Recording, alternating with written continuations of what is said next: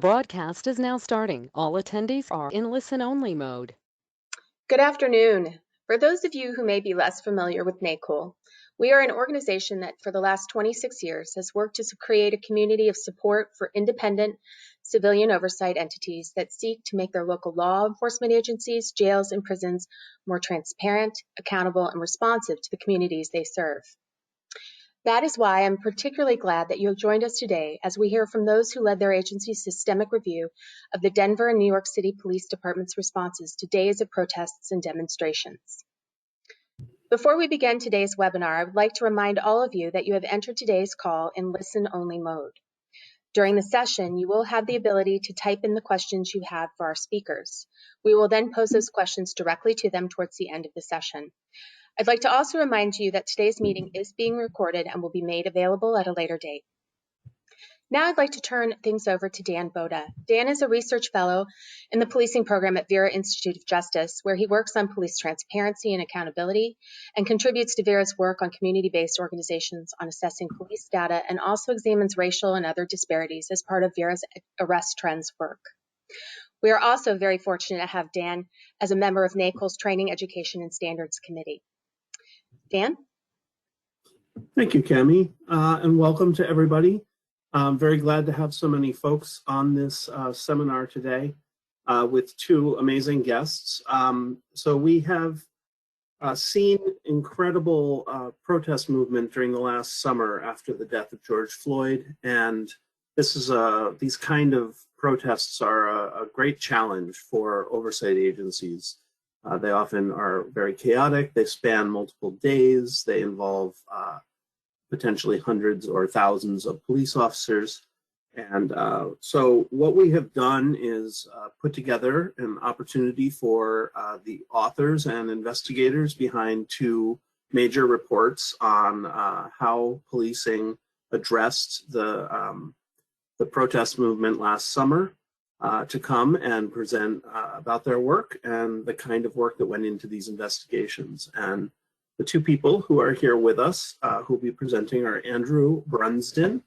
Andrew is counsel to the Commissioner and Inspector General at the New York City Department of Investigation, which is the city's independent watchdog agency providing good government oversight of city agencies, employees, and contractors.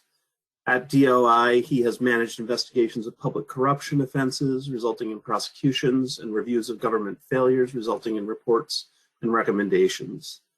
So Andrew recently supervised the team that was responsible for DOI's report on the NYPD's response to the George Floyd protests. He's also an adjunct professor of law at the New York Law School, where he teaches courses on public corruption law and lawyering skills. He has a forthcoming law review publication examining President Trump's firing of federal inspectors general and proposed reforms to protect independent oversight from presidential abuses of power. He has a prior history working for the law firm of Morvillo, Abramowitz, Grand Yeson, and Anello, where he focused on criminal, regulatory, and civil litigation and investigations. And he was a law clerk for the Honorable Rosemary S. Pooler of the United States Court of Appeals for the Second Circuit, and also to the Honorable Dean D. Pragerson of the United States District Court for the Central District of California. And so introducing Andrew, who's going to speak first, but let me also introduce Nick Mitchell, who is here. Nicholas Mitchell was recently appointed by a California federal court. I believe that's Judge Pragerson, who Andrew clerked for. Is that right, Nicholas? Yeah, it's in Judge Pragerson's court. Yeah. Yes. So the Department of Justice consent decree is with the County of Los Angeles and the Los Angeles County Sheriff's Department. The consent decree is intended to fix systemic unconstitutional conditions in the largest municipal jail system in the world. Between 2012 and 2021, Nick was the independent monitor of the Denver Police and Sheriff Departments. And as independent monitor, he oversaw all investigations into the approximately 2,300 sworn police officers and sheriff deputies in the city and county of Denver, including all allegations of excessive force and other abuses of authority. He also conducted data-driven analyses of police and sheriff policies and practices. He has received awards from the Denver Bar Association and the National Association for Civilian Oversight of Law Enforcement. He has also been recognized as an expert on civilian oversight and law enforcement reform on CNN, in the New Yorker, and through other national publications. He is a graduate of Fordham Law School and former Gates Foundation Fellow at the Harvard Kennedy School of Government. Has been a member of the Board of Governors of the Colorado Bar Association and a former director of this organization, NACOL, who's hosting this webinar today. Before becoming the independent monitor, he was a lawyer in private practice in both New York City and Denver in white-collar defense. I will now step aside and give the floor to Andrew, who will be here today to discuss DOI's investigation. Thank you, Dan. And I would like to thank, sorry, I'm just bringing up my PowerPoint here. I'd like to thank Dan and thank Nicole and Nick for joining today for this important discussion around the protests that followed the killing of George Floyd last year.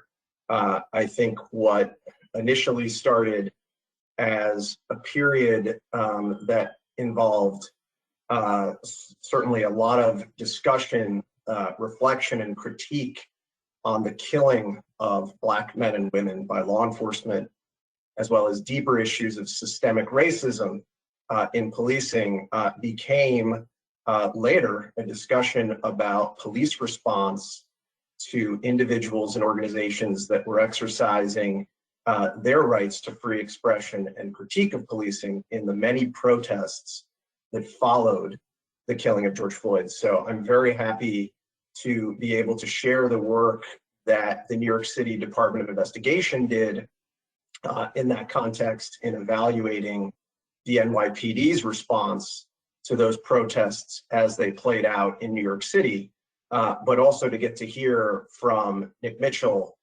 whose team in Denver did significant work in producing their own report with respect to policing in Denver. And I will say holds the esteemed honor of beating us to release by 1 week. Though, as I said to Nick before this presentation, when we got to see the work of his team in Denver, we felt that by looking at some similar issues, we were certainly headed down the right track. So, as I mentioned, how did this start? How was it that we ended up having nationwide protests and then a series of oversight entity reviews of protest policing in the middle of last year? And so, as we know, on May 25th, 2020, a Minneapolis police officer killed George Floyd, an unarmed Black man, when he kneeled on Floyd's neck for several minutes while arresting him. And we meet as we were in the midst of the trial of that officer. Now, what followed were protests in Minneapolis and St. Paul, but also, as we'll talk about in a moment, nationwide protests that followed that. And while the protests were certainly precipitated by the killing of George Floyd, that was not the sole focus of the protests. As mentioned, there were the prior killings of Black men and women by law enforcement, whether we're talking about Philando Castile or Walter Brown, Michael Brown, Eric Garner, Breonna Taylor, the numerous instances of the killings of Black men and women by law enforcement that were certainly part of the critique that was at issue in these protests, but also deeper issues of systemic racism in law enforcement and policing practices that were addressed by the groups and individuals that were out protesting after the killing of George Floyd. And as I mentioned, it started with large protests in Minneapolis and St. Paul. Many peaceful protesters, but also, as we saw, violence and serious damage to police property, including a fire set to a police precinct. and officers responding by firing rubber bullets, using tear gas, and throwing flash grenades. And then 2 additional deaths during those protests in Minneapolis and St. Paul, damage to approximately 330 buildings, and estimates of $82 million in property damage. And then not long after those protests began in Minneapolis and St. Paul, as I mentioned, we saw nationwide protests across major cities from New York City to Los Angeles, Chicago, Phoenix, Denver, Louisville, Memphis, and more. And even worldwide protests, as this map indicates, many locations in Europe and elsewhere, in addition to smaller cities and towns in the United States holding protests in the aftermath of the killing of George Floyd. Now, New York City, the most active protests, as in many other cities, were in that sort of week to 10 days after the killing of George Floyd. In New York City, May 28th to June 5th. The protests took place in all 5 boroughs of New York City and across the city, and particularly at some well-known locations from Union Square to City Hall to One Police Plaza, the Brooklyn Bridge, and the Barclays Center where the Brooklyn Nets play. Again, most of these protests were peaceful. There was police force used against protesters, and some of the violence also against police, property damage, and also looting. During this, Mayor de Blasio of New York City directed the New York City Department of Investigation to conduct a review of the response by the NYPD to the Floyd protests. And DOI's review was focused on systemic accountability in its review of the NYPD's response to the protests. Individual accountability for instances of misconduct by particular officers would be handled through disciplinary investigations or criminal investigations by entities including NYPD's own Internal Affairs Bureau, the city's Civilian Complaint Review Board, which handles individual instances of misconduct such as excessive force, and also in the case of potential criminal offenses, criminal prosecutors from the 5 district attorneys' offices in New York City. One thing that may be somewhat unique about New York City's oversight of the protest policing is that the New York City Department of Investigation did not produce the only review or report related to the NYPD's protest response. There was the City Corporation Council, the same executive order where the mayor directed DOI to conduct its evaluation of the NYPD's response. It also asked that the city's corporation council look at other factors that may have impacted the protest response. And in fact, not long after DOI's report was released, the city's corporation council released its own report focusing on the role of the once-in-a-century pandemic, the nature of the protests, and the fact that they took place against a backdrop of a history of violence and killings of Black men and women by police, as well as other factors such as NYPD's own internal process for learning and evaluating its protest response in the past, whether in response to the Republican National Convention in 2004 or Occupy Wall Street in and around 2011. There also was a preliminary report just 1 month after the protests by the New York State Attorney General, which was primarily based on its information gathering through a series of public hearings, and itself produced some findings and some recommendations. And the New York Attorney General later followed that up after DOI's report with a civil rights complaint that alleged various constitutional violations by the New York City Police Department and seeks to have an external monitor appointed to provide additional oversight of the police department. And finally, non-governmental organizations, Human Rights Watch and Physicians for Human Rights, produced reports on a particular protest response to a protest in the Mott Haven section of the Bronx, which I'll talk about a bit more later. So, DOI's investigation, as I mentioned, focused on systemic issues of protest policing. And that meant looking at NYPD's institutional and operational systems for responding to protests, which meant looking at the planning and strategy for enforcement actions, intelligence, training, and use of community affairs, among other areas. DOI put together a multidisciplinary team that included staff from the NYPD Inspector General, as well as staff from other investigative units in DOI to conduct the investigation. And DOI's investigative actions spread across reviewing social media, public reports, official statements, public hearings, news stories, and policing studies. Also review of a vast array of NYPD records, video and other public information, data analysis of the data that we were able to collect, particularly from NYPD information gathering, and finally interviews of NYPD officials, other government officials, representatives of protests or non-governmental organizations, academics, and other former officials with policing expertise. And so in December 2020, DOI released its report on the NYPD's response to the Floyd protests. But as I mentioned, not only will you get to hear later from Nick Mitchell about the Denver report, but there have been approximately a dozen other major reports by cities relating to their police department's response to the Floyd protests. And that includes reports in Los Angeles, Chicago, Philadelphia, Indianapolis, and Baltimore, among others. And there are additional reports still to come.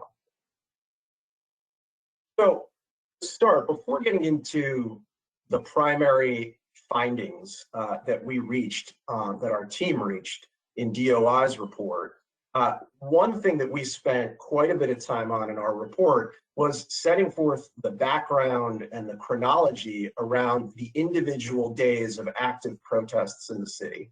And in addition to that, analyzing some of the deeper data and patterns that we were able to glean from the records and information, so that we could kind of get a sense of certain key pieces of data and information as part of our analysis of the response. And that included information related to arrests, officer injuries, protester injuries, property damage, and other areas, as well as complaints made by people who participated in the protests against police officers for excessive force, abuse of authority, or other allegations of misconduct. And I'm just going to show a couple of slides with some data that we collected. And I have to provide this data with the caveat, which we noted in our report, that the analysis we were able to do was incomplete in many respects, because the data that we received was not complete, or came from several different sources with different tracking and collection methods, which meant that we received different sources of data that provided different numbers. And so we were not able to establish with confidence precise numbers as to things such as the total number of arrests that occurred during the protests. Nonetheless, we did do some analysis to provide a window and an illustration of information that we could analyze and provide findings as to with respect to the data. And so the slides I'm about to show are the arrests that were processed through the Mass Arrest Processing Center that the NYPD set up early on during the protests. But I do say there was other data that indicated that the arrests numbers were much higher than the ones that were reflected in this data. And so by looking at this data, we were able to itemize, at least as to that Mass Arrest Processing Center data, the arrests by night. So breaking out, sort of how many arrests happened on a daily basis. We were also able to show the severity of the charges and how there were sort of differences in felony versus misdemeanor versus violation charges. And we're able to analyze some of that data. And one of the things that you can see here, for example, the uptick in misdemeanor charges coincided with the curfew, which we'll talk about later, that was announced and implemented on June 1st, where curfew was put in place, where people had to be off the streets, part of the way of the city and the NYPD responding to the protests. And so once the curfew was in place, you saw more misdemeanor curfew arrests rather than other forms of violations, such as disorderly conduct charges. And we did do some data analysis breaking down the race of arrestees. And one notable finding that we reached was the fact that of the felony arrests, and there were not many, out of the more than 2,000 arrests that were processed through the Mass Arrest Processing Center, 166 of those were felonies. But one thing that we noted was that 68% of the felony arrests were of Black arrestees, when Black arrestees made up only 38% of the total number of arrestees on all felony, misdemeanor, or violation charges. And as we noted in the report, we were not able to identify the various different factors that may have resulted in that disproportionate impact on Black arrestees being arrested for felony charges. Then turning to our main findings in the report, I found that NYPD lacked a clearly defined strategy tailored to respond to large protests of police. NYPD's use of force and crowd control tactics produced excessive enforcement, contributing to the heightened tensions during the protests. NYPD's intelligence-based decisions sometimes lacked context or proportionality. NYPD deployed officers lacking sufficient training for protest response. And finally, the NYPD lacked a centralized community affairs strategy. And I'm going to talk a little bit more about some of these failures now, not all of them, but some of them. So focusing mainly on the strategic failures and the type of approach taken by the NYPD, one of the early focuses of our findings was the lack of preparedness for large-scale protests. And this was one area where NYPD officials acknowledged the failure, where many officials said, at a minimum, that the initial deployment of officers and preparedness for these simultaneous large-scale protests scattered all over the city was insufficient.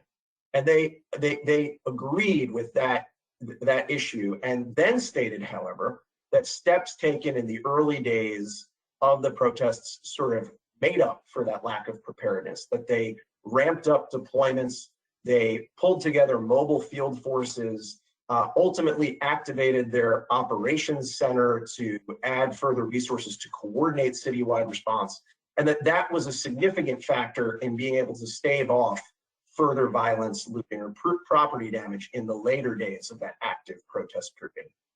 But NYPD officials otherwise, with few exceptions, did not identify any other issues or changes that they would have made in connection with their protest response. However, DOI in its findings found several areas or deficiencies where the NYPD could improve. One of those areas was the lack of a policy tailored to protest response.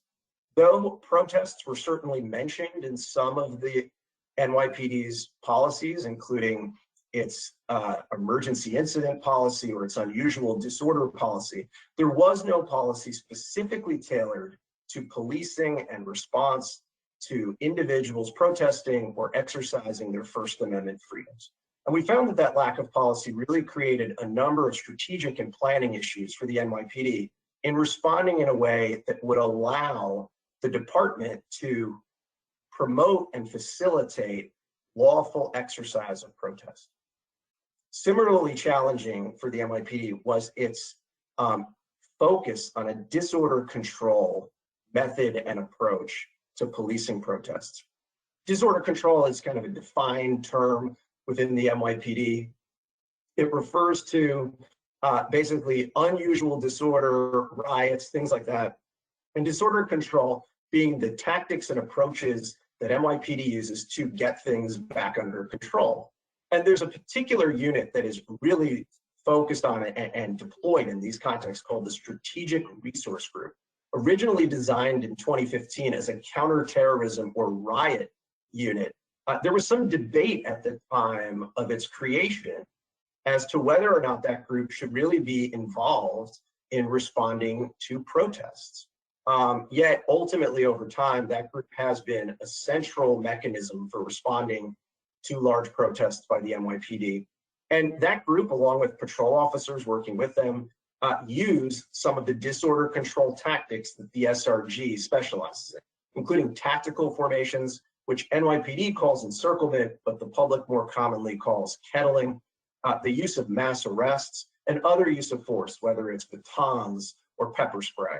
And in our report, DOI documented a number of instances where these types of disorder control tactics, shows of force were used in a way that contributed and exacerbated tensions and confrontations between police protesters. And I want to talk a little bit about one particular instance as an illustration. And this is probably one of the instances that has gotten the most individual attention with respect to the protests in New York City and the NYPD's response. Mott Haven, it's a section in the Bronx. There was a protest organized there by a group known as FTP, or F the Police, which was doing a march through the streets of Mott Haven in the Bronx. This was happening at a time when the curfew was in place. And in addition to that, just days after there had been significant looting in a separate commercial district of the Bronx. And so the NYPD had some heightened concerns from past protests, including that looting in the Bronx, but also had some concerns from past experience with FTP and some specific intelligence that was gathered not long before the protest that day, including 3 different vehicle stops, including one that found someone with a firearm, another that found individuals with hammers and fuel. And there was some evidence that at least in some of those stops, some of those individuals had intended to participate in the protests. So when it came time for Mott Haven, the protest marched for some time, but there was a point in time where they were stopped by SRG bicycle squad officers as well as patrol officers, and they were really pinned in just minutes before the 8 p.m. curfew. And in the end, there was a mass arrest of approximately 275 protesters participating in that protest. And the majority, if not all of them, were arrested for curfew violations on that date. And fallout from that protest and the NYPD response raised a number of issues that we've talked about and documented in our report. Selective curfew enforcement, whereas the curfew was strictly enforced against the protesters at Mott Haven. In other areas of the city, at other times when the curfew was in place, groups were allowed to protest past the point of the curfew. The disproportionate response based on the intelligence. As our report noted, though there certainly was some concerning intelligence that had been identified by the NYPD in advance of that protest, and the law based on the curfew certainly allowed the mass arrest of the protesters. The question is whether that really was the appropriate and proportional response based on the intelligence they had. And rather than take a proportional response, the NYPD made the decision to engage in a mass arrest when not everyone at that protest was in any way tied to the intelligence that would have suggested potential reason for concern of violence or property damage by certain members of that protest. Mott Haven also showed the challenges with inconsistent public messaging. Whereas immediately after the curfew was announced, City Hall officials were indicating that it may not be applied to peaceful protesters. NYPD officials indicated to us that their understanding was that the curfew meant that anyone out after a certain period could be arrested. And in fact, that's how they applied it in Mott Haven. And finally, there was some mistreatment of legal observers and medics at the location in Mott Haven on that day, many of whom were detained by the police during that protest. Turning to just some broader points about what DOI tried to do in sort of framing and developing its findings in the report, DOI applied research on policing of protests and police-community relations throughout the report, a number of areas where it was able to not only provide factual findings, but also tie those findings and link those findings to larger research that has been done on the policing of protests and its impact on police-community relations. And I'll just mention a few quickly. Procedural fairness and legitimacy, public perceptions of police. If the public views police as acting or following procedures in a fair or legitimate way, they're more likely to cooperate with police or comply with their instructions or to view them positively, versus occasions when police are viewed as acting arbitrarily. And then there's less likelihood of compliance, cooperation, or a positive feeling about the way that police are acting in a particular context. Facilitation and differentiation. A facilitation mindset in the research is one where police view their role at protests as enabling peaceful protesters to exercise their First Amendment rights. And a companion concept to that, differentiation, where the goal is to use proportional responses where you only use arrest or other enforcement tactics against those who have actually engaged in criminal or wrongful activity that warrant such a response. And as we indicated in our report, there were a number of instances where NYPD's approaches and strategies did not view their role as facilitation, or did not implement facilitation as part of the strategy, and also did not exercise differentiation methods with respect to those engaged in protest. Additional concepts related to de-escalation and crowd psychology, efforts to try to integrate those concepts, behavioral science, into training to try to get police to better understand the way that crowds view them. That if police come to protests viewing those participating in it as somehow unruly or disorderly, it can create a bit of a self-fulfilling prophecy of confrontation between police and protesters, and also can drive protesters to take more confrontational approaches themselves as to police. And finally, research on the role of public and internal communication, both to create community engagement and to solicit community input with respect to policing, as well as internally to send positive messages to police about their role as facilitators of protest and their duty to protect and serve those who may be protesting in the street. I'll just quickly finish with some comments on DOI's recommendations, which grew out of its findings and in our report. We had 20 recommendations on the NYPD's response to the protests, and in terms of some illustrative recommendations we made, recommending a specific policy for response to protests and First Amendment activity where there was none at the time, the creation of a protest response unit to coordinate strategy and planning, limit the use of disorder control units such as the SRG, as well as disorder control tactics such as kettling or encirclement, and equipment as well, as we've seen in many other cities. The use of riot gear or other militarized equipment itself can create the appearance of confrontation and send a message to those that are engaged in protest.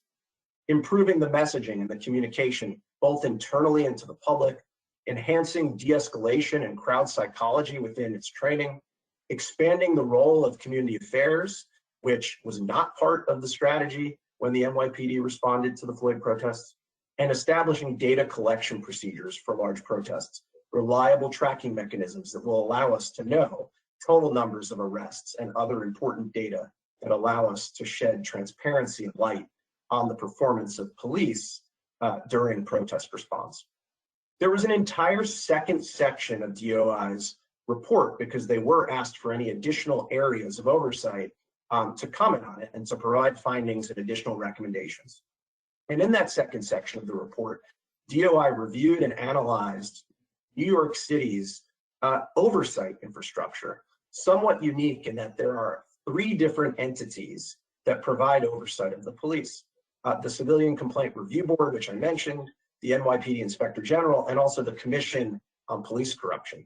And ultimately, after review of those 3 oversight structures and some of the issues and challenges by having 3 oversight entities, DOI recommended that the mayor and the city council consider consolidation of police oversight functions into a single entity with an independent board. And just recently, in March 2021, the NYPD issued its official response, agreeing to implement all of DOI's recommendations. And that implementation process and discussion about that remains ongoing. And in addition, Mayor de Blasio announced a plan to consolidate police oversight into the existing Civilian Complaint Review Board with expanded duties and powers.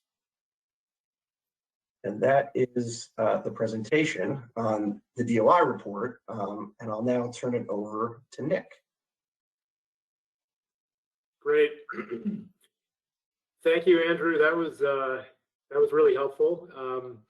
You know, I've read the report, learned a lot from reading it, but hearing you describe it brings it to life as well. So I enjoyed that. You know, I'll try not to focus on the same issues. There's certainly overlap in our findings in Denver and the findings of DOI in New York. And as Andrew mentioned, there are many of the analyses that have been done independently after these protests have discovered very similar issues that were common in many large American cities. And so I'll try and highlight some things that may have been slightly unique in Denver, although again, there are many commonalities in the police responses that we saw throughout the country. I do want to say, I guess, before I dive into the particulars, since this is a presentation to NACOL and NACOL membership and others who are interested in oversight subjects, I want to talk a little bit about the framework that we use to do this analysis, because I think it's important to kind of, I want you to be in our shoes. Many of you may have been asking questions, the same kinds of questions that we were asking as we, saw the chaos in our streets in late May and early June, the violence, the issues that were playing out between police and community. We sort of knew instantly that we were going to be doing an analysis of what happened. We wanted to, be diagnostic to try and understand why the policing had sort of gone astray in the ways that we were seeing play out before our eyes. We ultimately were asked by the city council to do that analysis, but we were pretty well set on doing it before we were asked. And police departments, like many organizations, have many component parts, right?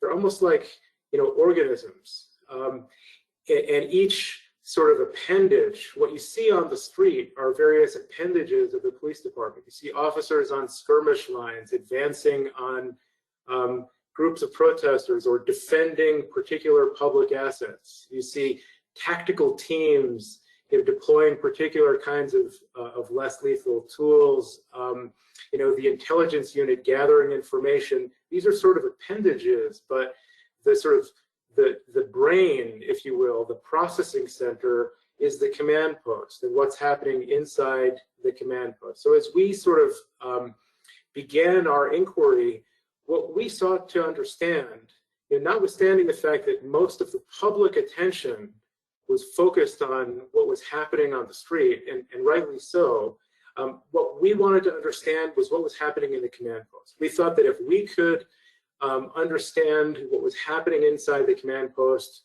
that would be the key to sort of unlocking, the conduct that we were seeing on the street. So much of our review focused on understanding sort of the thinking, the organizational thinking among police leadership about protest in general and the George Floyd protests in particular, the series of policies that governed police behavior, the briefings, the priming being done for police officers who are responding, the briefings that were being given by police leadership, and the communication flowing back and forth between those appendages, if you will, officers in the street and police leadership in the command post. And so again, much of our review focused there, and that's what I'm going to try and walk through in my short presentation. Next slide, Cami, please. So the George Floyd protests started on May 28th, 3 days after George Floyd's death. They were characterized by large crowds peacefully demonstrating during the day and smaller crowds engaged in violent clashes with officers and property damage at night. One of the things that was interesting about the George Floyd protest, when you kind of situate it in its historical context in Denver, is that most protests in Denver, not all, but most traditionally have a sort of a point A and a point B. They start in one location, there's a coordinated march, they end at point B, there's speeches at point B, and then then the crowds kind of slowly disperse. But these protests were very different in that they were multi-directional. There was no point A and point B. The state capitol was a was a sort of central kind of staging area, if you will. There were often, large crowds at the state capitol, but also, groups of protesters moving towards the highway or moving towards Denver Health, moving throughout the downtown area in a way that became extremely challenging for the police department in Denver to manage. It was very hard to know sort of routes of travel, intended destinations. And in many of our interviews with command staff, the sort of multi-directional nature of the protest was sort of highlighted as a key challenge in directing the police response. And to give you a sense of scale, by the third day, Saturday, May 30th, there were estimated to be more than 10,000 people engaged in protests in downtown Denver, which is, again, extremely large relative to Denver's history. Next slide. There were we focused our review on the first 5 protest days. We could have sliced and diced it differently. We could have done 7 days or 10 days. It was quite clear to us that given the size of our team in Denver, which was not particularly huge, and the amount of the number of protest days, we really had to hone in on the days that had the greatest amount of conflict between police and protesters. And in those first 5 days, there were 339 arrests made, mostly for curfew violations. There were more than 200 fire-related calls. There were 33 guns seized from the streets of Denver, and there were significant injuries to both protesters and police.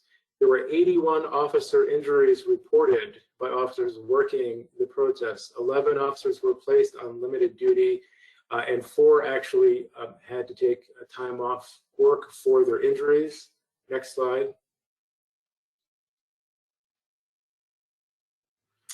It was very difficult for us to precisely measure the number of community member injuries. Frankly, that was impossible, given that many people who were hurt didn't report those injuries, or self-treated, or just went home.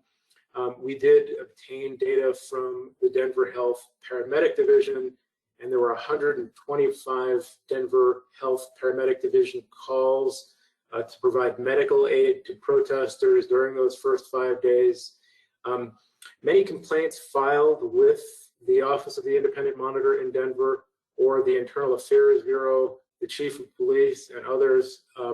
More than 100 internal affairs investigations were opened, which are being sort of investigated and resolved with the oversight of the OIM. And significant, like in New York, significant damage to government property and private businesses. And perhaps, unsurprising given the events of those first 5 days, many lawsuits have been filed. By my last count, more than 50 notices of claim had been served on the city. Various federal lawsuits have been filed. Some have been consolidated, and so there is, likely a wave of litigation that has not yet crested, but will be hitting the city in connection with the police response to the George Floyd protests. Next slide, please. Again, we were asked by a unanimous city council to do a comprehensive review of the DPD response to the protests. We quickly sort of mobilized a small team to focus on that while continuing to do the other business of the office. We reviewed policies, procedures, reports, rosters, inventories, officer statements, CAD data from the police radio system, and arrest records, as well as hundreds, if not thousands of hours of halo camera footage, which are stationary cameras in downtown Denver, footage from the police helicopter, body-worn camera footage, and we reviewed and analyzed all police radio communications from the first 5 protest days. And again, as we sought to understand what was happening in the command post, we interviewed command staff, dozens of officers, employees of other Denver city agencies that were involved in managing the protest response, as well as community members and participants in the protests. And like Andrew, we also reviewed academic research and best practice literature on crowd control and particularly on less lethal munitions, which I'll discuss in just a few minutes. Next slide. So I think it's fair to say that mass protest events are often inherently chaotic and difficult, very challenging for police departments to manage. There were elements of the George Floyd protests in Denver that made them particularly challenging. Police supervisors can't have their eyes on every police officer all the time, right? There's a certain amount of discretion that's inherent and built in to being a police officer. And during mass protests, there simply are often, not enough supervisors, sergeants, to kind of have their eyes on each use of force that's happening in the field. And so police departments have developed internal controls that help to regulate the way that force is used by police officers. And we talk about a number of them that we identified as being deficient in the DPD during the George Floyd protests. This is not an exhaustive list. There are others that also can be used and are used by some police departments, but these were ones that, again, as we sought to diagnose what went wrong, these were all internal controls that the department should have employed but did not employ sufficiently. So the first is the tracking of less lethal munitions, sort of knowing who's being assigned to which less lethal munition and how much inventory they're running through. The creation of officer rosters that document which police officers are assigned where and to do what, requiring officers to record uses of force on their assigned body-worn cameras, requiring officers to promptly prepare use of force reports that document when they have used force and why and in what quantity and what type, issuing and recording orders for crowd dispersal, and only permitting officers who've been trained, especially trained and certified, to deploy less lethal tools. Next slide, please. And I'll sort of walk through each of those internal controls briefly to give you a sense of what we found. So the DPD used a variety of less lethal munitions at the George Floyd protest. They used pepper ball launchers, firing active and inert rounds. I won't describe what each of these tools does. I'll assume that you either have an understanding of that, or if you're interested in more detail, you can look at the particulars in our report. They used 40mm launchers, OC foggers, gas and smoke grenades, rubber ball grenades, and noise flash diversionary devices, which are more commonly known as flashbangs. Next slide, please. And so the first, deficient internal control that we found and that we focus on in the report is the incomplete tracking of less lethal munitions. There was no centralized inventory system that documented the sort of inflow and outflow of less lethal munitions to the field. There was no system that required officers to report back at the end of their shift the quantity, the volume of munitions they had deployed, nor provide any justification for those deployments. So in the first 5 days, the DPD ordered $200,000 worth of new, less lethal munitions, and again, did not track how quickly officers used them.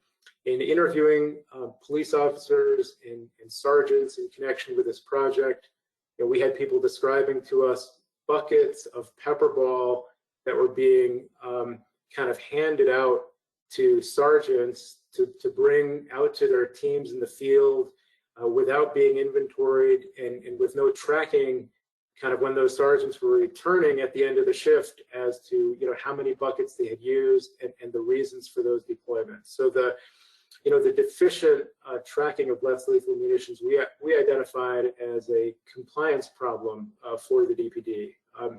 There's some graphics at the bottom of the screen that note the volume of the less lethal munitions. That the blue bars represent the amount of inventory before the protest began, and the red or orange bar is the amount ordered during those first 5 days. You can sort of see for some of the types of less lethal munitions, the inventory, they acquired a tremendous amount more than they had in stock at the beginning of the protests. And again, no real mechanism for tracking utilization and deployment of those munitions. Next slide, please.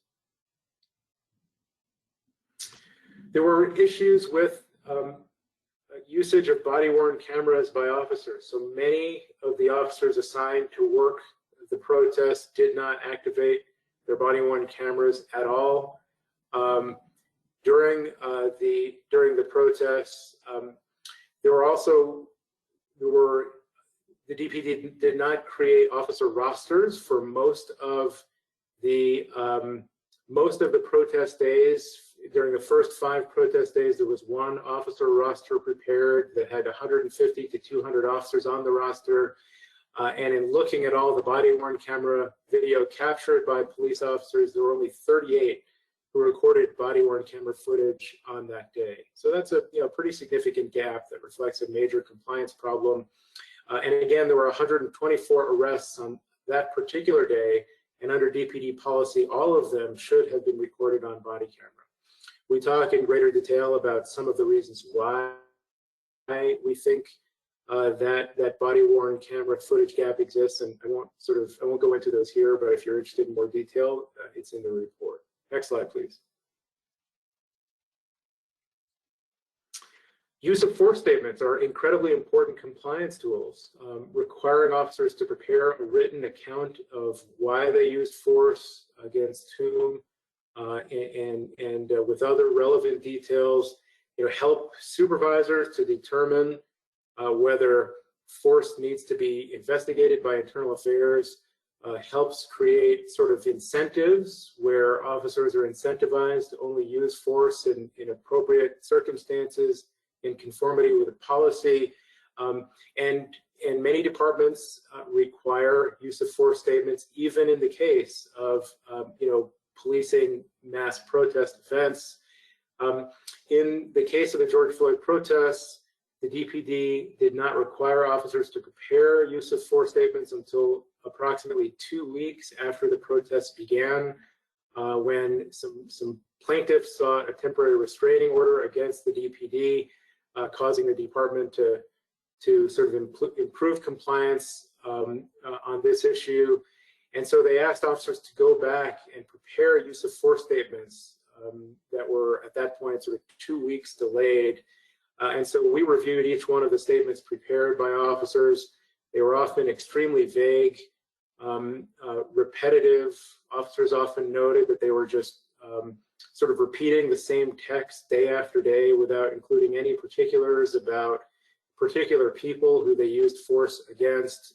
And so the statements were largely unhelpful to our investigation, as well as to the overall compliance effort inside the department. Actually, officers even expressed in their delayed use of force statements their concern about having to write a statement that was sort of 2 weeks late, and how all the events of the protests had run together. So again, another compliance problem. Giving warnings to a crowd before dispersing it is a reasonably non-controversial best practice in the policing of protests. I think it's sort of agreed upon that if you can, when a crowd is going to be dispersed, if you can warn people that that gas will be deployed, give them an opportunity to clear the area and enough time to do that. It is advisable, it's consistent with First Amendment legal guidance, and in fact, it's required by DPD policy. But as we reviewed video from these protests, we found many examples of gas being deployed or other less lethal being deployed into crowds without an appropriate warning or order being provided. Next slide.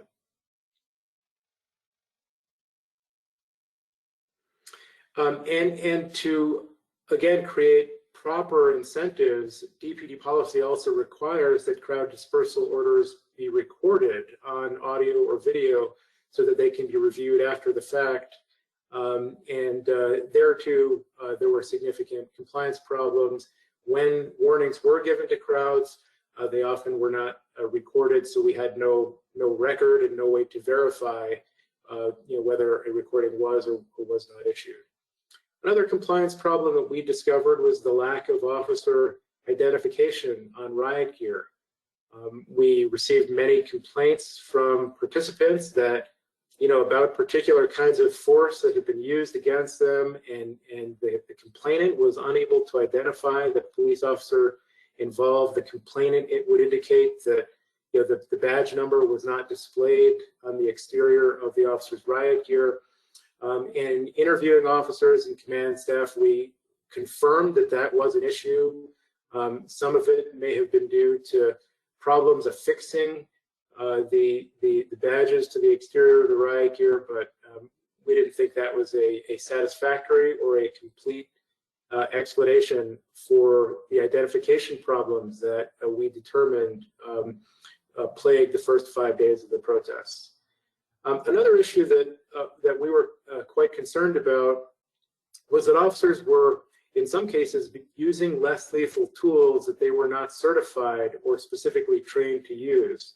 So some officers either told us or indicated in their use of force statements, their delayed use of force statements, that they were handed new less lethal tools that they had not been trained on when they arrived to the George Floyd protest. And specifically, I'm talking about pepper ball and 40mm launchers, and that they were given some kind of training, some sort of undescribed training in the field when they got to the protest. That's simply not consistent with policy or best practices, and again, was a compliance problem for the department.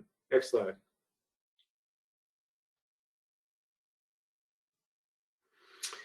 It was certainly true that in our review of video, we saw appropriate uses of force that were consistent with policy by DPD officers. We saw officers who were targeted with rocks or other projectiles and used less lethal tools to try to prevent those kind of attacks.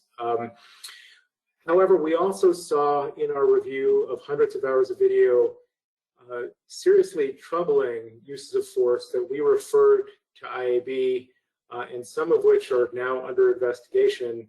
We saw the use of OC spray or pepper ball at persons who are verbally objecting to police behavior and not engaged in any physical resistance. We saw pepper ball being deployed at prohibited areas of the body like the head, face, and groin.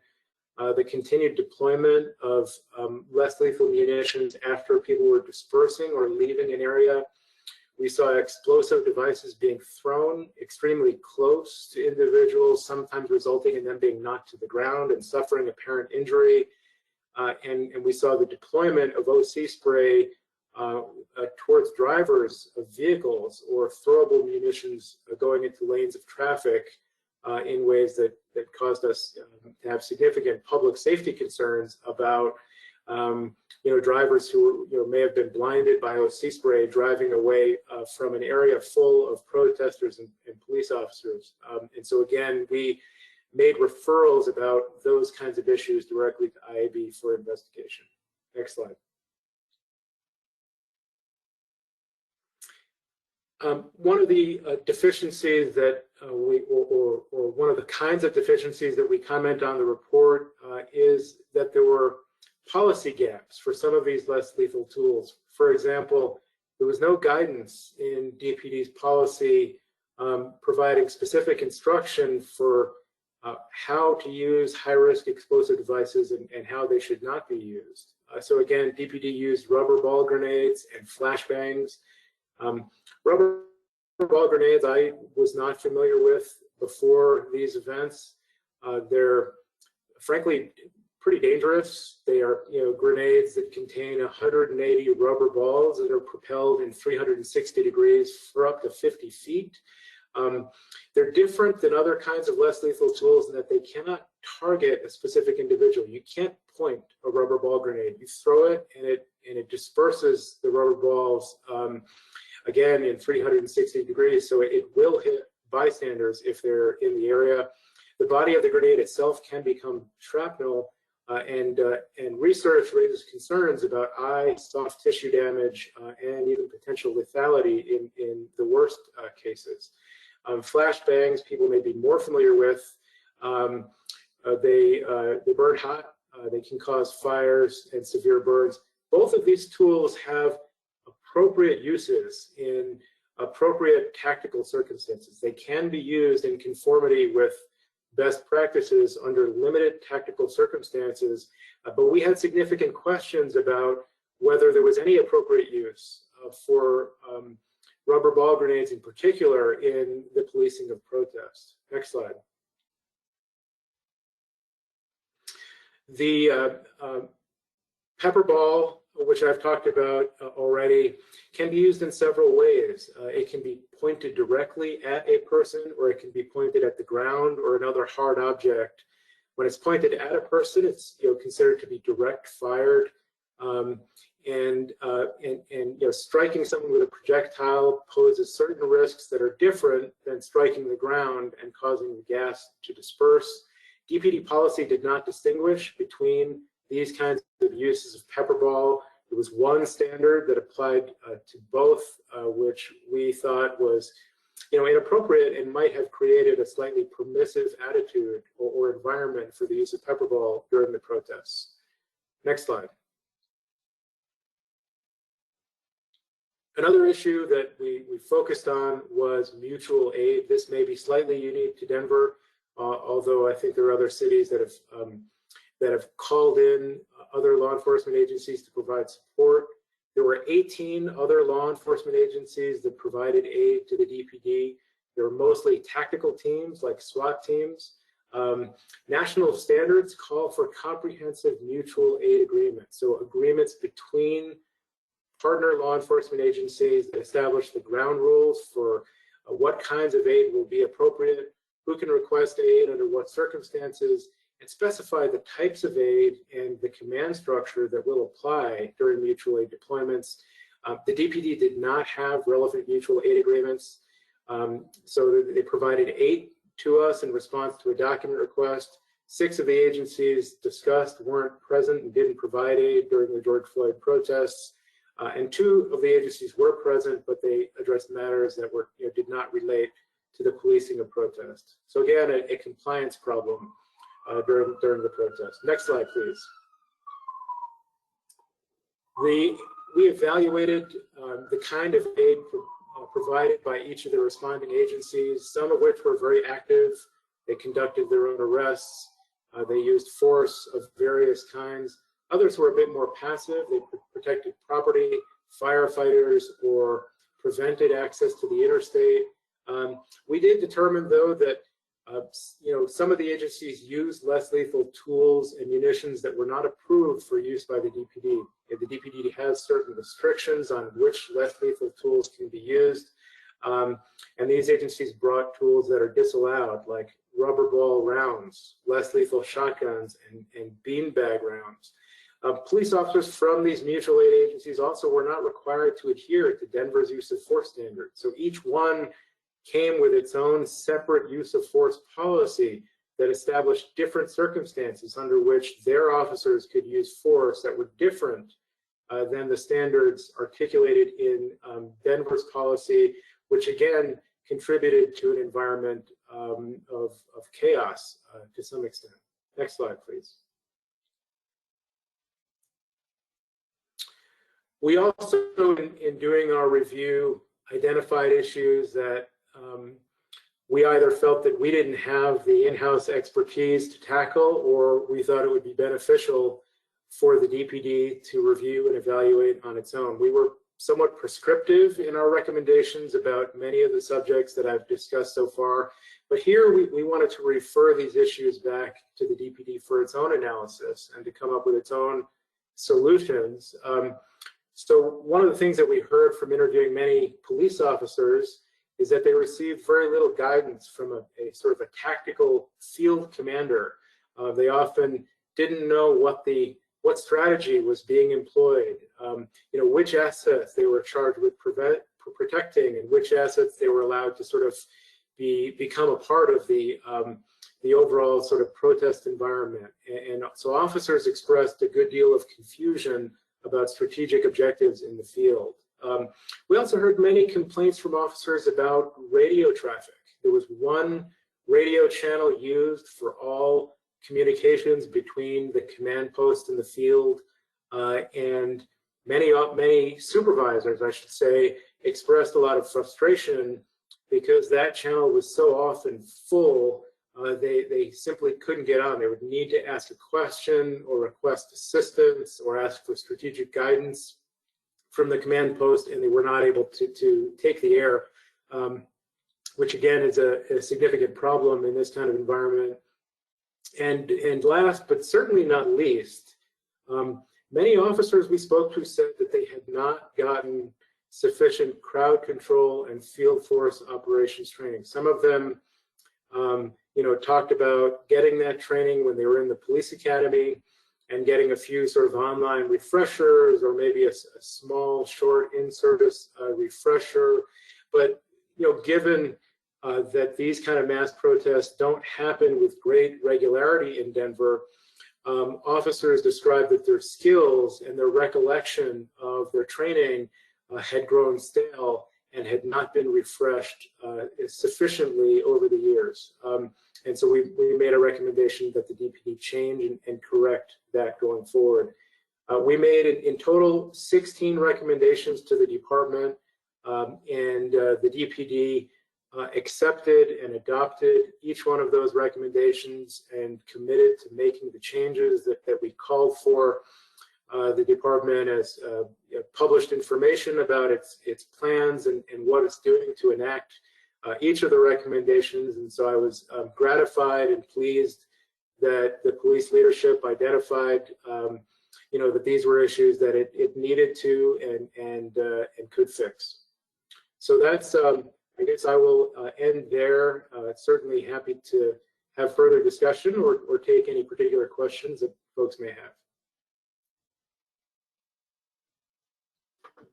Well, thank you so much, Nick and Andrew.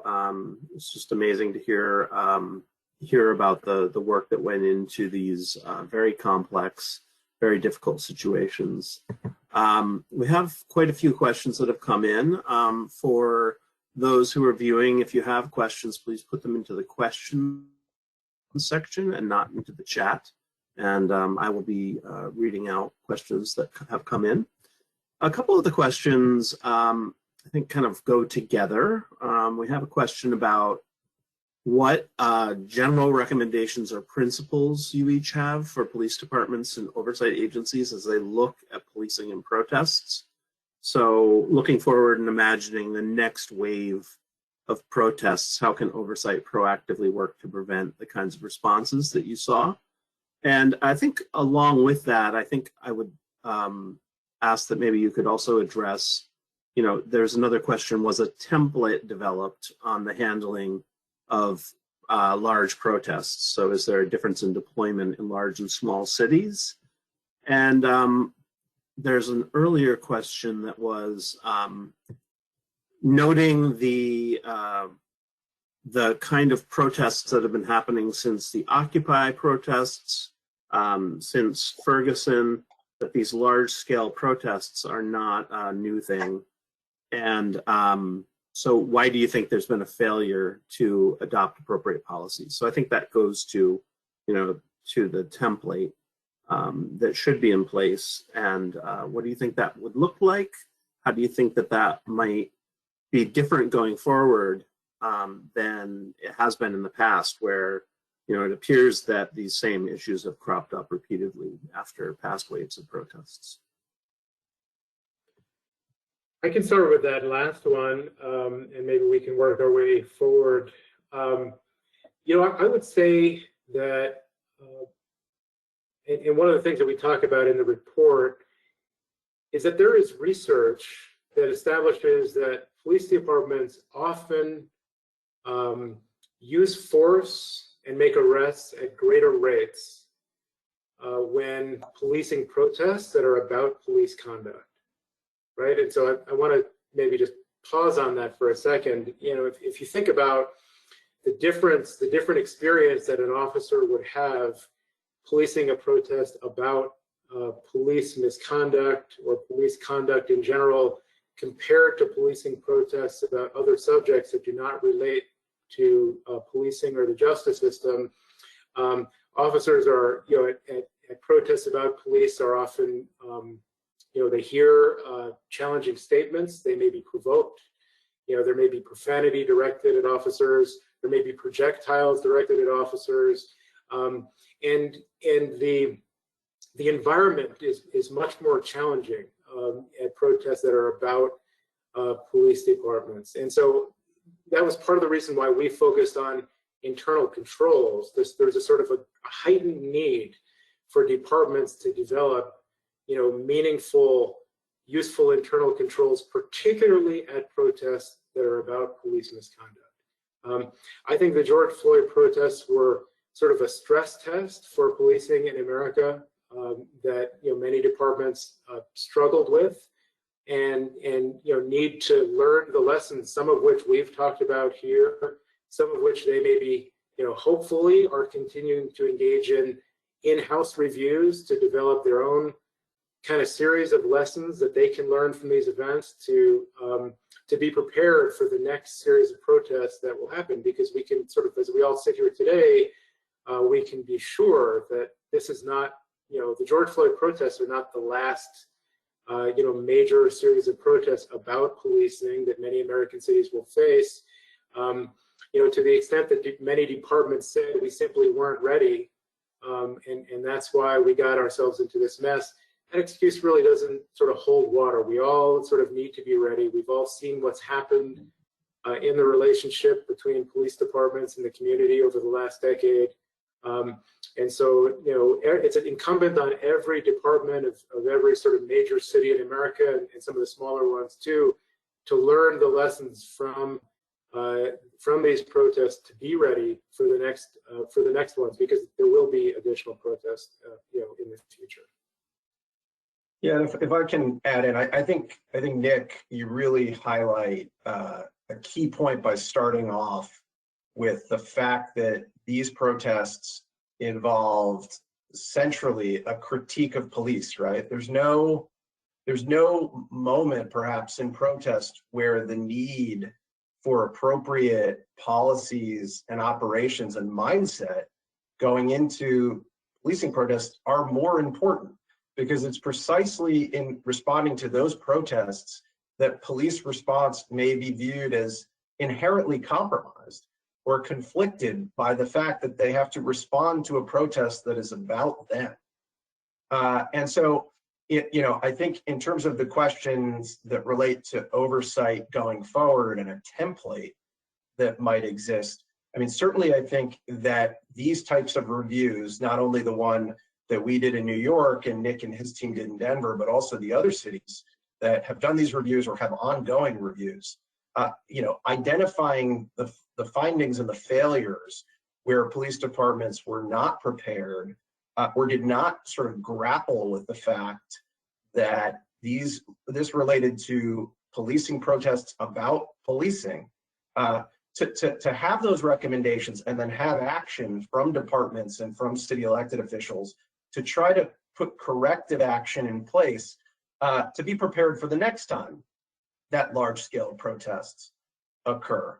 And that's not only a matter of sort of changing approach and policies and operation, but of course those changes need to have impact for the officers on the ground, both supervisors and patrol officers. And that very much is going to be significantly about the policies that are in place, how you conduct trainings to prepare for that type of protest response, and other types of review and oversight, right? Not only independent oversight entities on policing, but also internal oversight, where departments themselves can adopt certain procedures for doing their own after-action reviews to determine for themselves what they view as being their own deficiencies. And then, of course, the other forms of accountability that may exist. One of the reasons you try to put these types of new procedures in place is to avoid some of the typical fallout that we've seen from those past protests. At least in New York, the Republican National Convention or Occupy Wall Street, large numbers of civil lawsuits resulting big money recoveries against the city and their police departments. Putting some of these procedures and new approaches in place can create an effort to try to prevent those type of failures from happening again in the future.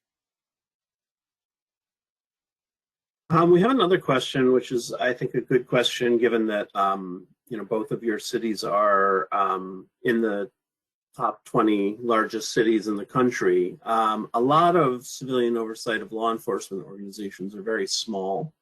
And so the question is really about staff power in order to do the research and complete these reports. I know that the Denver OIG did not have the hugest staff. I know there is a very robust system of oversight in New York. I wonder if you could each talk a little bit about how you were able to leverage the staff that you had available. So how much capacity did you have, and how were you able to leverage that in order to really cover what needed to be covered to understand what had happened? Yeah, I can say, speaking from New York City, we certainly at the City Department of Investigation had substantial resources to conduct the review, though the staff that was primarily committed to it was actually a rather lean team. It was 6 permanent members with active leadership and involvement from the DOI commissioner herself. But we did pull in other resources as needed. And so there were people that we were able to draw from time to time when we needed some additional support on particular components of the investigation. And of course, you see in a city like New York, due to the size of its police force and some of the other significant oversight entities around the city, the fact that I noted that there was more than one investigation and review in our city sort of indicates the commitment within the city to that. Certainly understand that there can be challenges when you're talking about smaller oversight offices or cities in terms of the resources to conduct that review. And I think that was reflected to some extent in the fact that while many reviews were conducted by sitting oversight entities with sort of pre-existing relationships with police departments and oversight capacity and jurisdiction, in some cases, the reviews were conducted by entities that were hired by city councils, by groups that were by sort of contracts, bringing in basically contractors to conduct, outside reviews of the police departments and their actions. And so, I think our experience shows that you do not necessarily need a lot of people or a lot of resources to do these types of reviews, but it certainly helps to have those resources. And of course, to have that pre-existing experience and background in providing oversight, it allows you to start maybe more further along with a background understanding to be able to conduct that type of review. Yeah, I mean, I would echo that. We were, a small staff and a small team that still had to oversee, still received complaints about the police department, and the sheriff department still had to keep the operations of the office running. And so I think it was a team of maybe 5 people who worked on this project, with others providing some assistance, here and there. I guess I would, and I think that was okay. We were pretty lean. We could have used more people. For folks on this call may come from large agencies, or maybe they come from review boards with volunteer members. And so I think the answer would sort of really differ depending on the structure of each oversight agency, If you're from a review board and you're facing these issues, there's no way that you're going to be able to do this kind of investigation and prepare this kind of analysis. And trying to do it, to some extent, you might be setting yourself up to fail, to sort of overpromise and under-deliver. I think I would be, you don't have to have a huge team to point out issues that you're concerned about, to note things that you've seen that you're troubled by, to note things that you've seen that you think there should be more attention to or should be more focus on, or maybe a consultant should be brought in to evaluate. I think so long as you're realistic and honest at noting sort of the limits of your capacity, I think it's entirely appropriate to, as an oversight person, no matter the size of your agency, to make note of issues that are causing you concern and that require additional attention from city officials or police officials or the community. So if you find yourself in that position, I would make that recommendation, that you don't try to do an investigation that you may not have the capacity to do, but that you issue spot and talk about what needs to be fixed, so that city officials can devote resources and energy to addressing those problems. Thank you for that. Another question, did either city have a strategy to coordinate with community groups or key organizing groups to share the strategy of protest response in advance? So was there any communication about how this was going to go? And it sounds to me like that's not the case in either city, and that was a part of the problem. So that's a great question, because one of the recommendations we highlight is the importance of that type of community outreach, coordination, and communication. And while certainly in policy documents and in statements during interviews, there was kind of a general interest in that type of community coordination, in terms of the actual practice in advance and during the protests in New York City, the reality was that community outreach and coordination was not a substantial part of the strategy.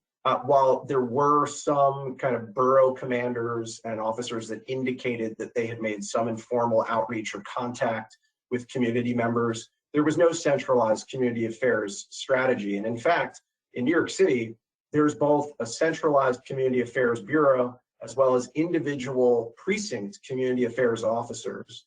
And what we found was that the centralized community affairs bureau was not involved in the planning and strategy discussions with other executive leadership of the NYPD, which shows that community affairs was not considered to be part of the centralized strategy for responding to the Floyd protests. And though individual precinct officers were sometimes used, what we found was that there was no consistent approach to doing that. It was very much at the discretion of individual precincts or borough commanders. And even more so, we learned that they even had the discretion to use their community affairs officers in a patrol or arrest capacity if deemed appropriate, which is problematic because you want those officers particularly to have a level of neutrality with respect to their approach to the community. You want them to be different. They dress in different clothing. There's a reason for that. They wear different clothing to distinguish themselves from patrol officers. And that's intentional.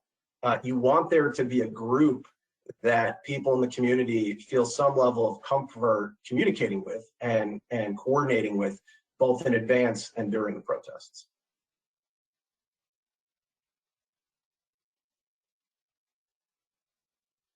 Another question that has to do with the community. How and to what effect did your reports take in community experiences? And were there any lessons learned on that front? Yeah, we interviewed participants in the protests. We talked to people who attended. We talked to, in some cases, organizers, and all of those perspectives certainly fed into our assessment of the issues. You know, what the problems were that we then wanted to diagnose. So I think the community voices and the voices of protesters were extremely important in sort of highlighting what we sought to understand through this review. And of course, at the conclusion of our investigation, when we published our report, we reached back out to community groups and gave various presentations and talked through our findings to kind of close the loop on some of what we heard and what we found. So I think those were extremely important voices in our process. And the same goes for us at the Department of Investigation. We communicated with individuals that were at the protests or with protest organizations, members of city agencies, including City Hall's own community affairs unit that had staff out amongst the protesters. And we also did speak with elected officials who had joined the protests and were able to sort of share their perspective as well. I'm not sure how we are on time, but there are a number of additional questions. I wonder if Cami is watching the clock and can maybe give me a hand in knowing how much more time we have left. Yes. Dan, I think we have time for one more question. One more question, okay. So I think the question that I want to ask is, I'm having trouble finding it now, I apologize. Oh, the question was about the, what do you think about the wisdom of deploying attorneys in the field operations center? So to advise the supervisors who are responding to protests in the field, would you recommend that attorneys from police departments work along with the community, the commanding officers? So it's usually legal observers who are out in the field along with protesters. Generally, those are the attorneys that you see in the field in these events. Were there legal advisors on the police side in the command centers or working with supervising officers? If so, was there anything about that role that could be different? Nick, can you start with that? Yeah, so I know that the police department did rely on its legal advisors in certain circumstances. I don't know how much time they spent in the command post, so I can't really speak to that issue. I think it's an idea that sounds really good in theory, right? If attorneys are, if you think of attorneys as maybe fair arbiters of what's lawful and what's unlawful, it sounds great. I think unfortunately there is and I guess I'm commenting not so much on Denver in particular, but on I think a general pattern. There tends to be an extremely close working relationship between police departments and police legal advisors, so much so that there's almost to some extent a sort of capture of the kind of legal advisor role in certain circumstances by police command, where the police legal advisor in effect becomes a way to get a legal sort of stamp of approval, the imprimatur of compliance with law, even when that person is really not providing meaningful legal advice. So, I think it's not necessarily a bad idea, but I also don't think it's going to be a magic fix to these problems, given what I know about the working relationship between many police command staff or members of police command staff around the country and the lawyers who are charged with giving them legal advice. Andrew, do you want to take that one on for the final word today? Sure. So, certainly in New York City, the legal bureau, would have been consulted during the protests, usually, on questions related to, protest policing, including, the application of certain laws to protest activity, and particularly, I would say, with respect to enforcement activity. And there was also sort of new law that was being implemented during the protests, such as the curfew, that would have likely required, some some communication between legal bureau staff and others within the police department. But, I think Nick raises an important larger point about sort of the role of attorneys, not only within the legal bureau, but yes, we know we have the legal bureau attorneys. We know we've seen legal observers during protests out there to see the interactions between police and protesters. I think part of our recommendations talk a little bit about the role of attorneys, as part of the solution to some of the deficiencies and issues we saw with protest policing, and particularly with respect to designing policies and training, more community outreach and external communication between police departments and relevant stakeholders, not only community organizations, but also civil rights lawyers who are often involved in the types of litigation that comes up after protests that involve allegations of excessive force and other abuses of authority.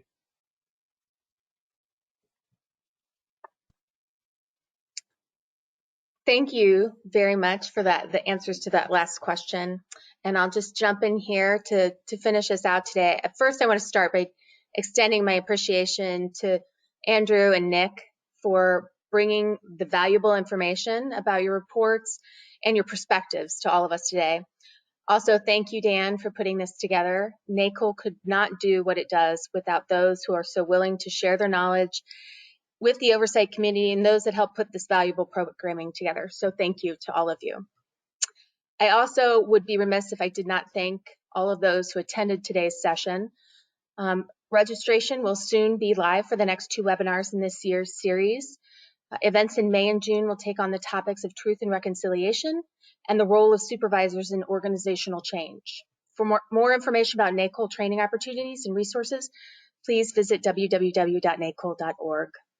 It has been a pleasure being with all of you today, and I look forward to being with you at our next event. Thank you, everyone. Thank you. Thank you all.